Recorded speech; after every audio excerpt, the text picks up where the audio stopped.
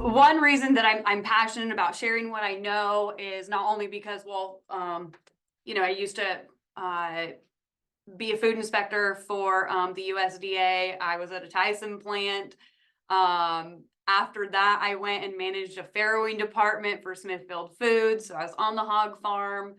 And so I was able to bring, my passion and apply it in the marketing and news aspect of agriculture.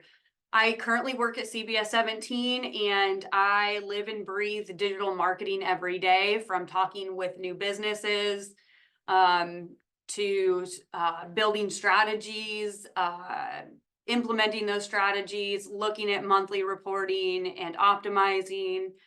And I also am very blessed and able to have the show called On Carolina Soil with Emily, which really just brings my passion forward with making sure that farmers have a platform to speak for themselves. We can educate consumers. And so with that being said, I saw a commercial that's been running on streaming television that really just, I think, speaks volumes for what marketing can do, and also, whether it's good or bad. So let me share this and we'll play it. Did you know over 8 million tons of the fresh produce that's grown ends up in here?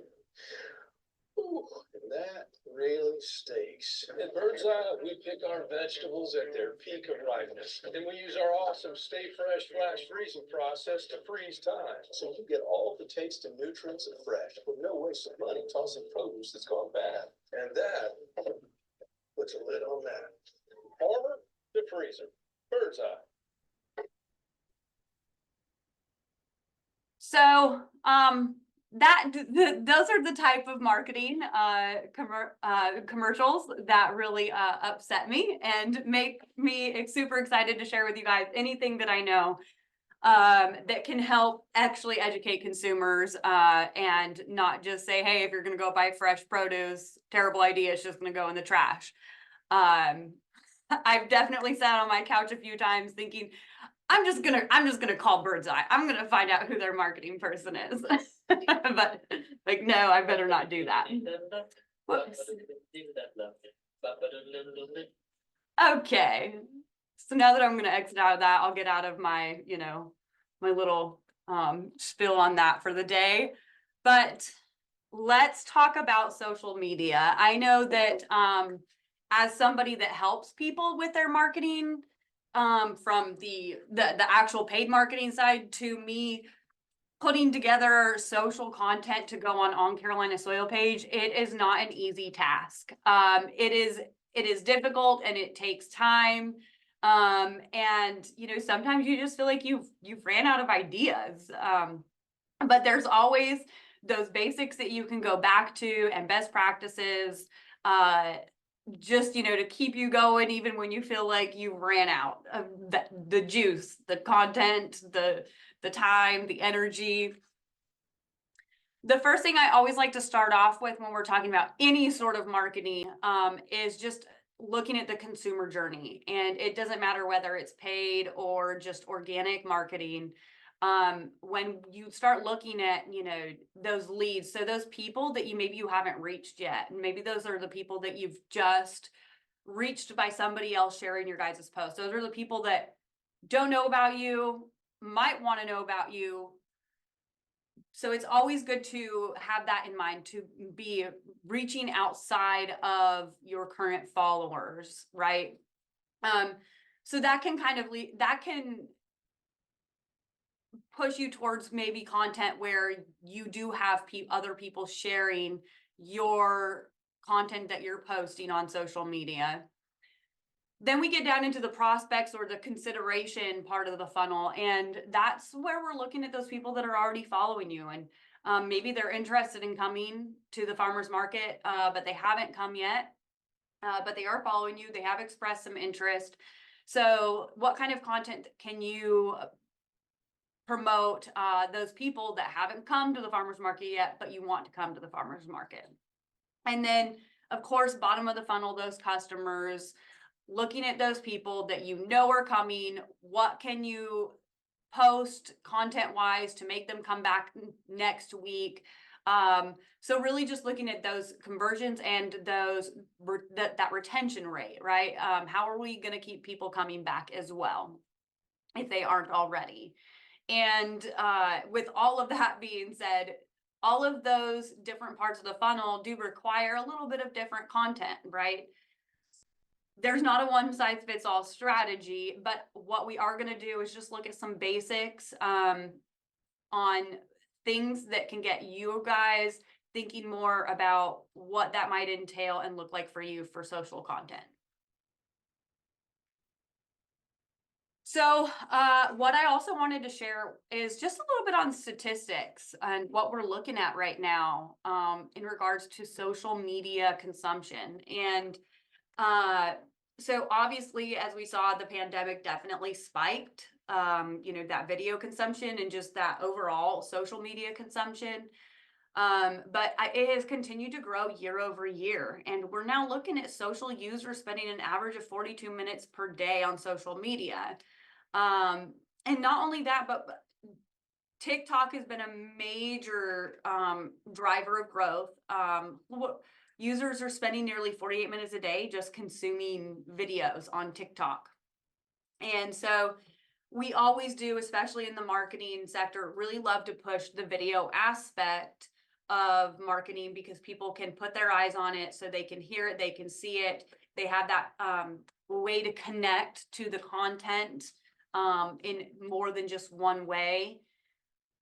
But with all that being said, video is not the end all be all, but video is definitely an important part of your content, especially when it comes to agriculture, right? People want to put their eyes on what they're going to be looking at or consuming. That's been a huge driver in all walks of life in agriculture marketing.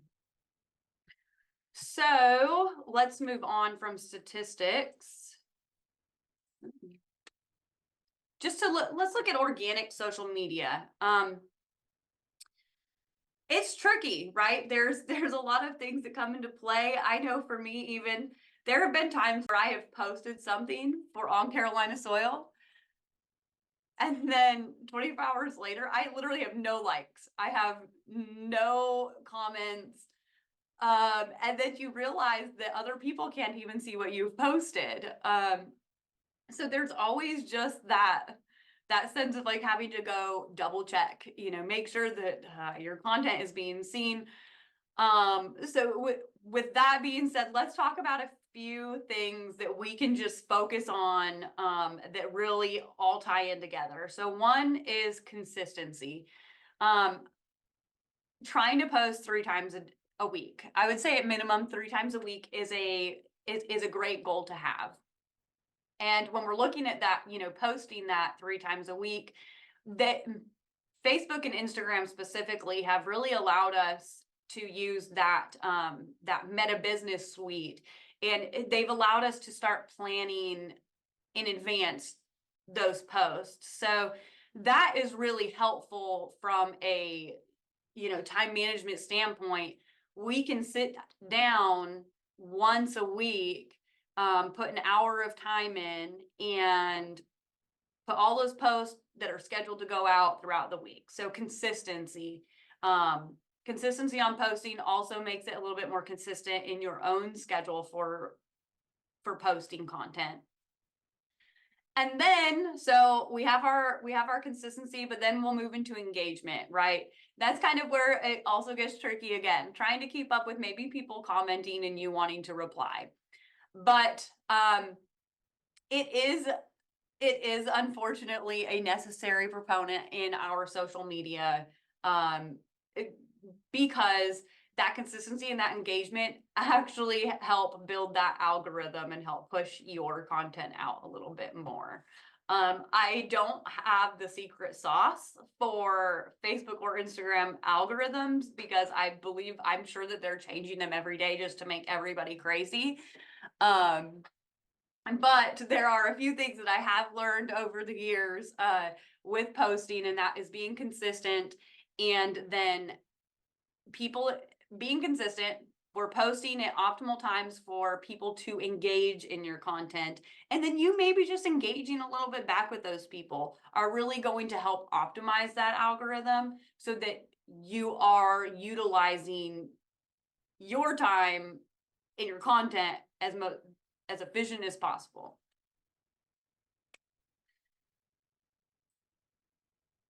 Meta Business Suite has helped me in multiple ways. So one, planning your content like we just discussed, but also looking at, it gives us a good deep dive onto content. So one thing I learned through looking in the Meta Business Suite insights was that yes, video is king, but what's getting me the most engagement? Actually, pictures were getting me the most engagement.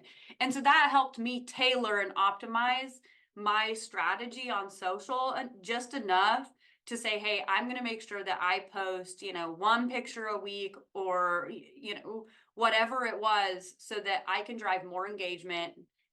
And then of course that helps with the algorithm saying, oh, hey, let's push this out more because people are obviously interested and engaging.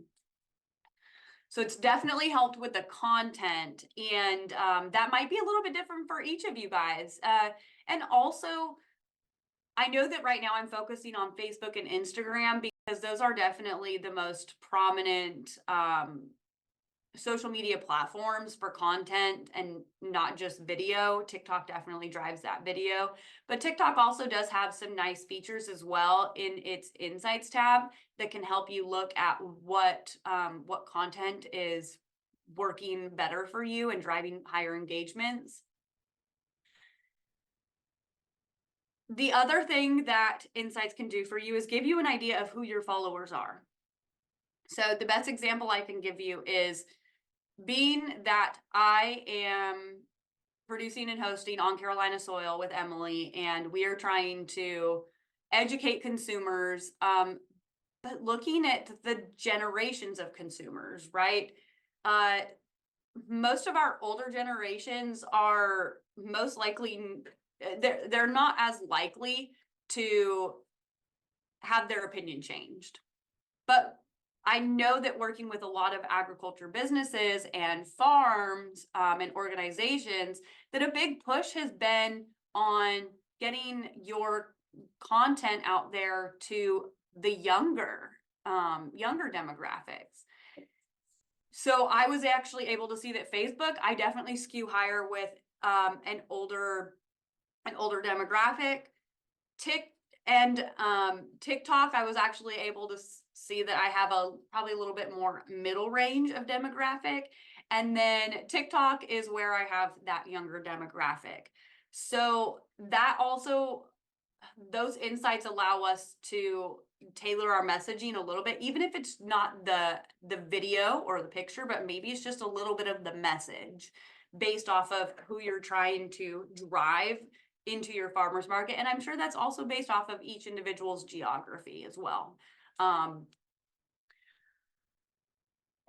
So that also helps us narrow down that audience. And when we start looking at the audience and who we have following, who's engaging with our content more, and then also the big, question of who we want to drive to the farmer's market, let's talk about who's spending the most money at your farmer's market. Because yes, I know that at the end of the day, our goal is to make sure that everybody has food ready and available to them. But when you start looking at it from hey, how am I going to get the most out of this? Who am I going to drive to my farmer's market that's going to spend the most money and going to spend it consistently? Because the other traffic is going to come regardless. But we want to make sure that we're driving conversions that are worth your time, that's worth your vendor's time at your farmer's market. And by doing so, that's going to help alleviate a lot of that stress of, what is my purpose? So when we look at conversions, who do we want to target? Who is going to come spend the most money? Because that's what we have to look at it. That's the perspective we have to look at from a business standpoint. And at the end of the day, these farmers markets are businesses. So I would definitely like you guys to get your juices flowing on who is most likely to convert. Just an idea for you guys, which we will jump into a little bit further, but I would say that most people that are willing to spend, you know, $50 or more at a farmer's market probably have a little bit more disposable of an income on a weekly basis.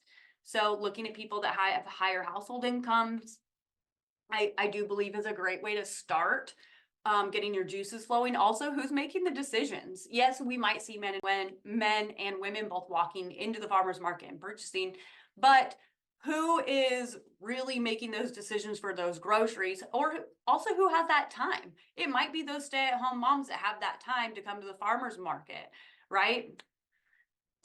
Just some ideas to get your guys' juices flowing when it comes to audience, because audience is also an integral part of our marketing strategy, no matter who you are or what business you are.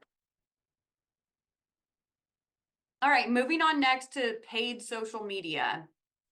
So I have from time to time ran a paid ad on Facebook and Instagram, not so much TikTok. I don't really, I haven't really fully gotten into the TikTok realm, only because like I said, every platform is generational, right? So I know that I'm still young, but I am old enough that TikTok is a little confusing even for me. I'm not quite sure yet how to build those reels, and I don't know how much time people actually spend building those, crazy awesome reels that everybody laughs at. I'm still learning how to find time for more unique TikTok content. But if you don't have TikTok, it might be a good place just to add on into your mix of social media. But with that being said, let's focus on the paid social media. So ad creative. Now, since we're talking about farmers markets specifically, I wanted to give you guys the best results that can drive if you do have a little bit of marketing budget, right? So when you go to build an ad, it's going to give you all these options. What results would you like to get from this ad? I do believe that probably promote your business locally is going to be the best driver for you guys. It's going to already take into consideration your geography, and you can go in further into when you're building the ad, to narrow down a geography, because we also do want to look at how far are people willing to drive to your farmer's market. But so with that being said, the first thing I would recommend would be promote your business locally, because essentially followers will come. The next is going to be people on social media. They're consuming so much of it, right? We're scrolling and we're scrolling and we're scrolling. So we want to have a very just clear and concise message. If people have to go to read more, they might not read more. Just because they're like, okay, you know what? Hey, I've been able to get this message out of this one post. All right, I got to move on. So keep your description, or your message clear and concise. Hey, this is what's going on. This is why we want you to come, and this is what you're going to get out of it. Also, another component of your ads that I would highly recommend is building those carousel ads, especially for you guys at farmers markets. You guys have so many different vendors, so many different options for people to come and purchase. So give them an idea, post that honey, post those strawberries, post those sweet potatoes, give people a little bit more of an option to engage in your content, because the further that they engage and go, oh, those look good. Oh, those look good. Or, oh, I'd really like to go see that. The more frequency your message is going to get into their brain, and it's going to make them go, hey, you know what? I do need to go to that farmer's market. So driving engagement is definitely a win. If you can get that engagement up, is going to help you with your algorithms and with just driving those people to the farmer's market and actually converting into customers. The next is going to be your button. Hey, your call to action. It doesn't matter what marketing platform we're on, whether it's broadcast television, social media, email marketing, it does not matter. You need to give people an exact call to action. And I would say that one of your best button labels that you guys could use would be get directions. People can pull it up and know exactly what address to go to. That is also going to stick in people's mind, that call to action. And then also, last but not least, when I mentioned audience earlier, paid advertising on social media does allow you to narrow down your audience. And I've gotten in there and played around. It's changing on a daily basis what audiences you can target, but really get an idea of, you know, hey, I want to drive, whether it's, I want to drive women that are 35 plus, that have a higher household income, that have children. This is where your paid social will allow you to narrow down that audience, narrow down that geography, tailor that messaging, and ultimately reach the people that are most likely to visit your farmer's market.